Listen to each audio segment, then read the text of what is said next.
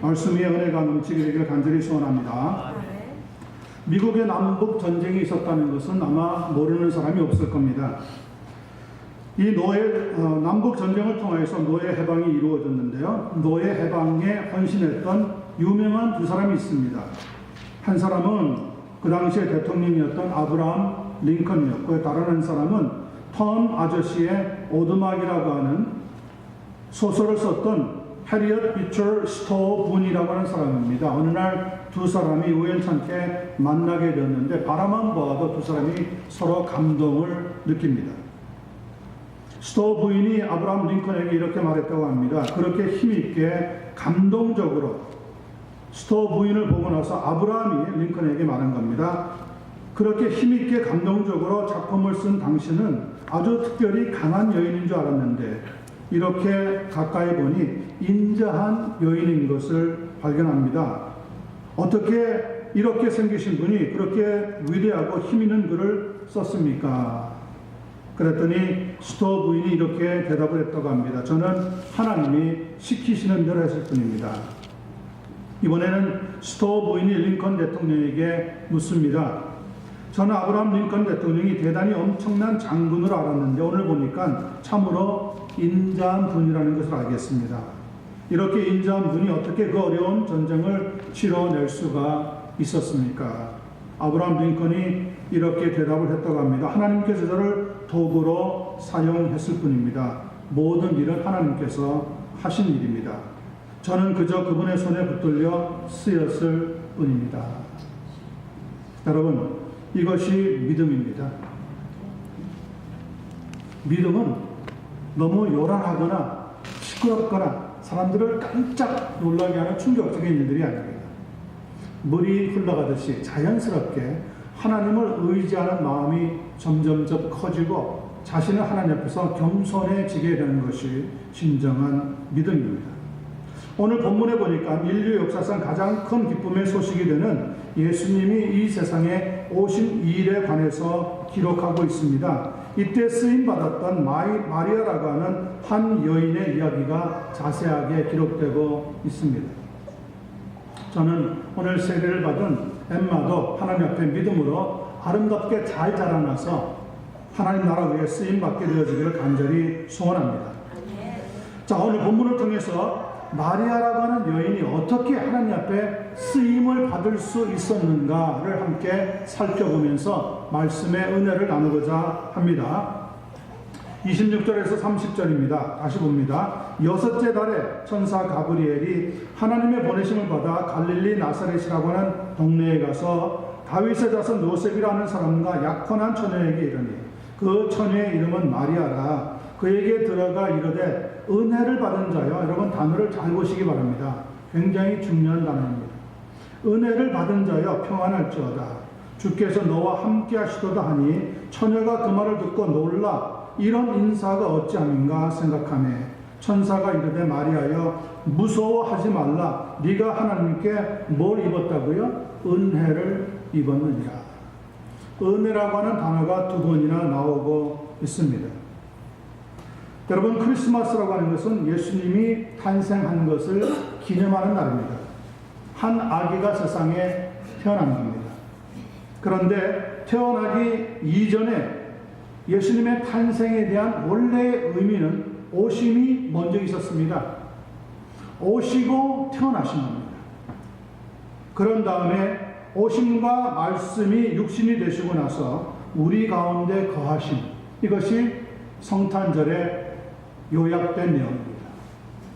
오심과 나심과 우리 가운데 거하심. 요한복음 1장 14절에 보니까 말씀이 육신이 되어 우리 가운데 거하심에 우리가 그의 영광을 보니 아버지의 독생자의 영광이요 은혜와 진리가 충만하더라고 말씀하고 있습니다. 단순히 한 아기가 세상에 태어났다고 하는 이야기가 아닙니다. 하나님께서 오셔서 우리 가운데 거하심으로 임마누엘이 되셨고 우리를 인도하시며 함께 하시는 에벤 에셀의 하나님의 모습을 보여주셨다고 하는 겁니다. 이것이 바로 우리를 구원하기 위해서 오신 크리스마스에 담겨있는 하나님의 사랑의 내용입니다. 여러분, 하나님께서 위대한 역사를 이루시려고 할 때 세 가지가 필요하답니다. 잘 암기해 놓으시든지 기록하시길 바랍니다. 첫 번째, 하나님이 위대한 역사를 이루어주려고 하실 때 시간을 필요로 하십니다. 시간을 함부로 쓰지 마시길 바랍니다. 두 번째, 하나님은 위대한 역사를 일으키시려고 할 때 장소를 필요로 하십니다. 여러분이 있는 장소가 내가 원해서 간 아무렇게나 가 있는 장소가 위치가 아니라는 겁니다. 세 번째, 하나님께서 위대한 역사를 이루려고 하실 때 사람을 필요로 하신다고 합니다. 자, 오늘 본문에 보세요. 시간이 언제입니까? 시간을 필요로 하시고 장소를 필요로 하시고 사람을 필요로 하십니다. 오늘 보니까 시간이 6달째입니다. 6달째라는 건 뭐죠? 예수님 앞에 먼저 오셔야 되는 세례 요한이 잉태된 지 6달 후에 예수님도 잉태가 되어서 세상에 나오시려고 하셨다는 거예요. 6달 차이로 세례 요한과 예수님이 각각 태어나셨습니다. 굉장히 중요한 역사적인 사건 시간입니다. 여러분도 그냥 어느 날 하늘에서 툭 떨어진 게 아닙니다. 시간에 맞추어서 태어나게 되었습니다. 여러분이 살아가시면서 매일매일의 시간이 또 돌아온다고 생각하지 마세요. 저도 20대는요, 야, 왜 이렇게 시간이 안 가나? 빨리 30대 돼야지. 근데 어느새 60을 훌쩍 넘어가 버리네? 그런 다음부터는 시간이 얼마나 빨리 가는지 벌써 금년도 다 갔습니다. 두 번째, 사람은 다윗의 자손 요셉과 정혼한 처녀 마리아가 소개되고 있습니다. 마리아도 그냥 마리아가 아닙니다. 하나님이 택한 마리아라고 하는 말씀이죠. 장소는 나사렛입니다. 나사렛은 유대 땅, 이스라엘 땅에서도 저 구석에 있었던 시골 촌입니다. 자, 그런데 하나님께서는 평범한 처녀였던 마리아, 저기 시골 구석에 있었던 촌이었던 나사렛, 그리고 세례 요한보다도 6개월 나중에 태어나게 되시는 예수 그리스도를 통해서 하나님 나라의 구원의 놀라운 역사를 이루게 되셨다는 겁니다. 이 일에 있어서 하나님께서는 마리아를 그릇으로 사용하셨습니다. 비록 말구이에 태어나셨지만 예수님의 탄생은 우주적인 사건이었습니다. 동정녀 탄생이라고 하는 것은 이전에도 없었고 이후에도 없었던 엄청난 사건입니다. 이것이 바로 하나님의 역사이고 하나님의 능력이고 성령님의 역사였습니다. 마리아는 그냥 일반적인 사람들처럼 임신을 한 것이 아니었습니다. 오늘 본문에 보니까 성령께서 잉태할 수 있도록 하나님의 능력으로 역사하셨다고 기록해 놓고 있습니다. 자, 그러면 어떻게 마리아는 하나님의 도구로 쓰임받는 사람이 될 수 있었을까? 오늘 첫 번째 저희가 살펴보는 겁니다. 28절에 가브리엘 천사는 이렇게 말하고 있습니다. 은혜를 받은 자여. 은혜를 받았다는 것은 하나님께 쓰임받게 되었다는 얘기예요. 하나님의 쓰임받는 도구가 되었다. 바로 그것이 은혜입니다. 여러분들도 하나님 앞에 쓰임받는 복된 성도가 되시기를 바랍니다. 우리는 압니다. 하나님께서 하나님의 주권으로 마리아를 택하셨다는 것을. 그런데 알면서도 왜 다른 사람도 아니고 하필 마리아를 고르셨을까 생각해 보게 됩니다. 그 당시 세계 최고의 도시였던 로마에 가면 수많은 아름다운 처녀들이 있었습니다. 귀족의 딸들이 있었습니다. 아니, 예수님이 사셨던 그 갈릴리 땅, 유대 땅에도 많은 랍비의 딸들, 서기관들의 딸들, 또 명문 가정의 딸들이 있었습니다. 수많은 여인들, 수많은 처녀들, 수많은 소녀들이 있었는데 왜 하필이면 하나님께서 마리아를 선택하셨을까? 오늘 본문에 보니까 두 번이나 마리아에게 무엇을 받은 사람, 무엇을 입었다 그랬어요? 은혜를 받은 사람. 여기에 은혜를 받았다는 것은 피동사인 것 같지만 패시브가 아니라 사실은 액티브입니다. 하나님으로부터 은혜를 받기를 사모했다는 말이에요. 여러분도 하나님의 은혜를 사모할 수 있는 성도가 되시기를 바랍니다. 30절에서도 그렇게 이야기합니다. 마리아여, 무서워하지 말라. 네가 하나님께 은혜를 입었느니라. You have found favor or grace with God. 하나님은 지금도 은혜를 사모하고 갈망하는 자를 찾고 있다는 것을 잊지 마시기를 바랍니다. 날마다 그러므로 우리는 은혜를 사모하는 성도가 되셔야 합니다. 시편 42편입니다. 하나님이여 사슴이 시냇물을 찾기에 갈급한 같이 내 영혼이 주를 찾기에 갈급하나이다. 여러분, 사슴은 평상시에는요 그냥 유유히 풀을 뜯어 먹습니다. 그런데 사슴이 빠르게 달아나는 것은 둘 중에 하나입니다. 하나는 목이 말라서, 하나는 사나운 맹수에게 잡아먹힐까 봐. 사나운 맹수에게 잡아먹힐까 봐 빨리 도망가는 것은 그냥 물을 찾는 거하고 다릅니다. 그냥 얼마나 빨리 지그재그로 도망을 가는지 모릅니다. 그냥 이쪽으로 갔다가 저쪽으로 갔다가. 그런데 목이 말라서 사슴이 달아나는 것은 껑충껑충 뛴답니다. 그냥 도망가는 거하고 껑충껑충 뛰면서 물을 찾는 거하고는 판이하게 다르더라고요. 그래서 사슴이 뛸 때는 목이 말라서 그렇다.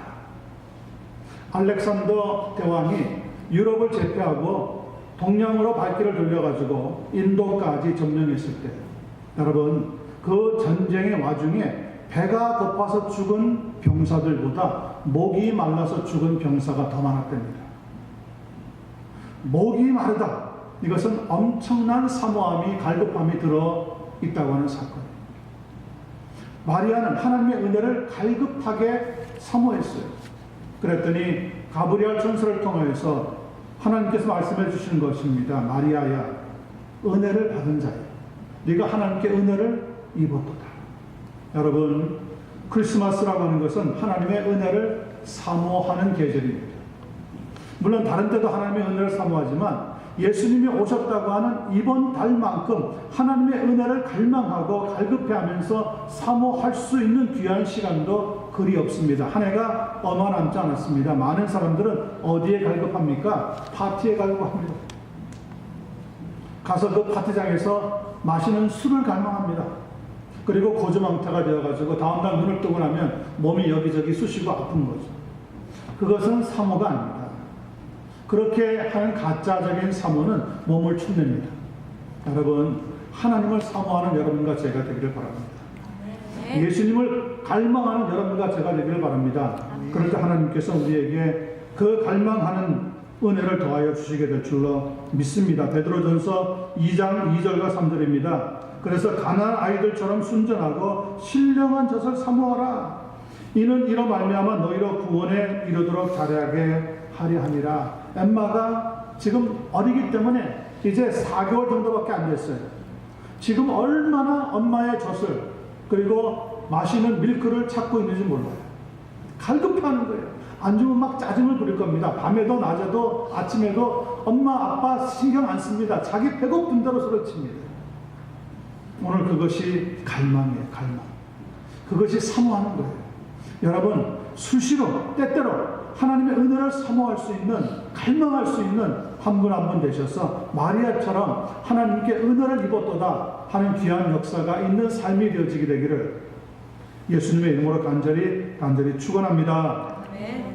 두 번째, 마리아가 하나님으로부터 택함을 받았던 귀한 사실이 32절 1절로부터 35절에 나옵니다. 보라, 네가 잉태하여 아들을 낳으리니 그 이름을 예수라 하라. 그가 큰 자가 되고 지극히 높으신 이의 아들이라 일컬어질 것이요 주 하나님께서 그 조상 다윗의 왕위를 그에게 주시리니 점점 감당치 못할 말씀을 계속 들려주고 있습니다. 아들을 낳을 것이라고 하는 것도 처녀에게는 깜짝 놀랄 사건인데, 다윗의 왕이 앉을 것이요 야곱의 자리에서 만국을 다스릴 것이요, 점점 가브리엘 천사가 마리아에게 들려주고 있는 말씀이 자기가 감당할 수 없는 말이에요. 그래서 그 말을 듣는 순간에 어리둥절해질 수밖에 없었습니다. 마리아가 이렇게 대답합니다. 마리아가 천사에게 말하되 나는 남자를 알지 못하니 어찌 이 일이 있으리이까. 천사가 대답하여 이르되 성령이 네게 임하시고 지극히 높으신 이의 능력이 너를 덮으시리니 이러므로 나실 바 거룩한 이는 누구라고요? 하나님의 아들이라 일컬으리라. 마리아는 하나님의 능력을 신뢰했습니다. 그 신뢰는 마리아로 하여금 아마 인류 역사상 가장 큰 기적을 경험한 사람으로 이끌어 갔습니다. 물론 마리아가 가브리엘 천사가 전해주는 메시지를 다 이해하는 것은 아닙니다. 또 미리 다 알고 있었던 것도 아닙니다. 34절에 보니까 그래서 마리아는 이렇게 반문합니다. 나는 남자를 알지 못하니 어떻게 이 일이 있으리까? 아니, 처녀를 낳는다는 것도 회개한 일인데 그 낳는 아들이 큰 자가 되고 지극히 높으신 이 아들이 되며 하나님께서 그 조상 다윗의 왕위를 그에게 물려주게 될 것이고 더 나아가서 영원히 야곱의 집을 왕으로 다스릴 것이며 그 나라가 무궁하게 되리라. 상상할 수 없는 말을 들려준 거죠. 정신을 차릴 수 없을 정도로 어리둥절한 모습을 보이고 있지는 않더라는 겁니다. 그런데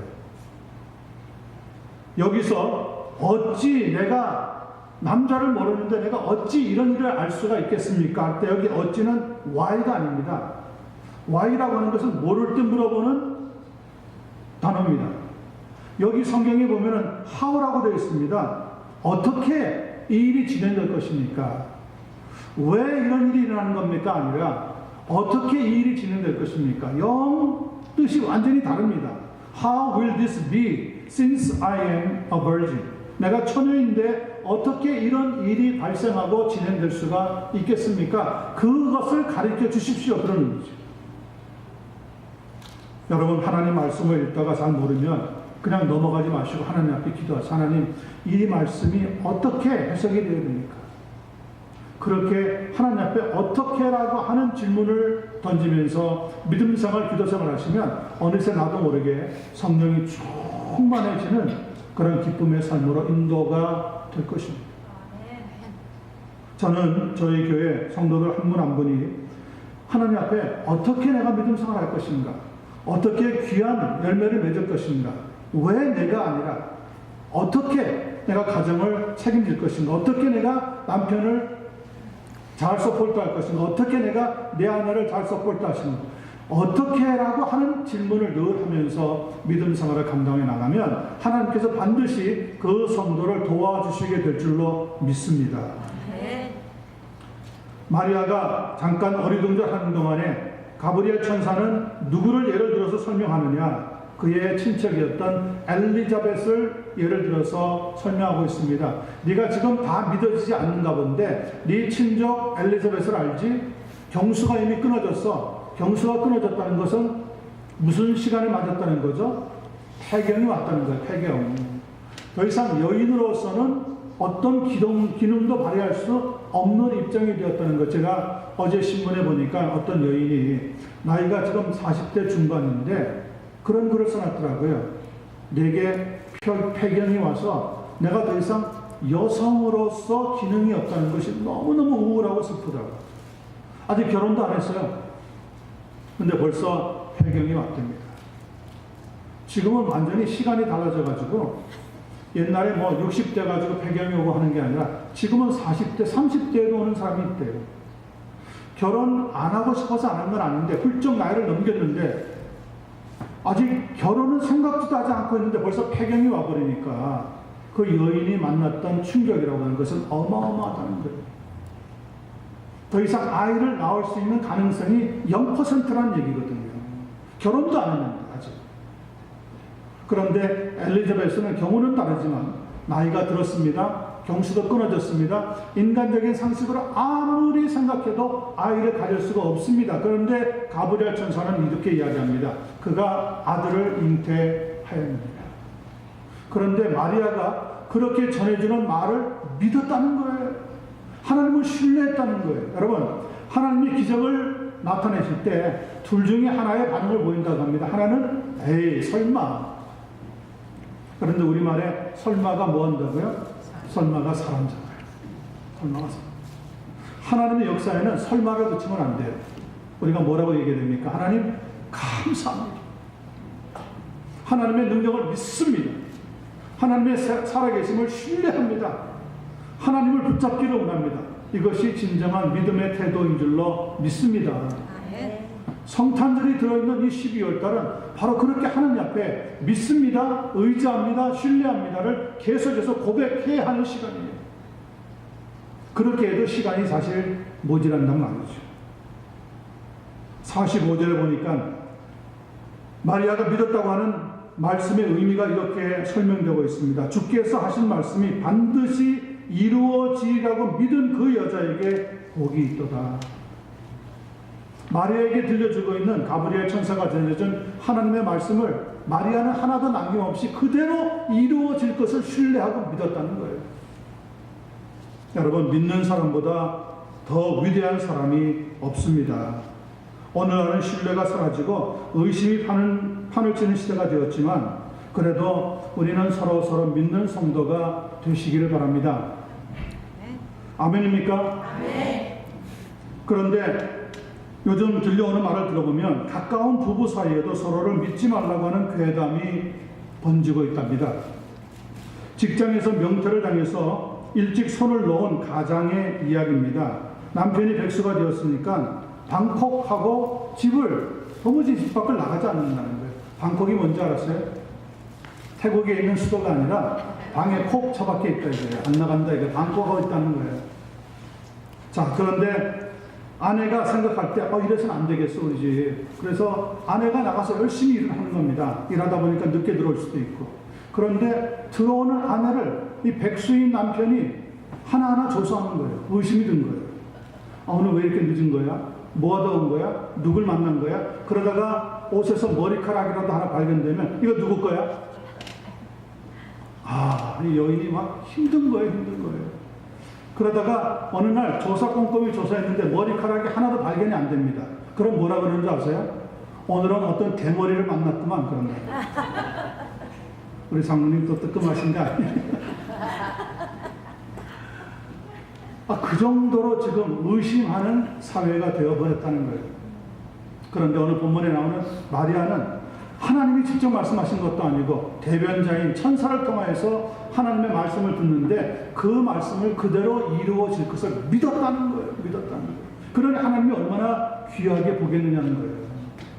여러분과 저도 이 12월 성탄절 계절 동안에 하나님 말씀을 믿고 또 믿고 확인할 수 있는 그런 은혜가 넘치게 되기를 예수님의 이름으로 간절히 축원합니다.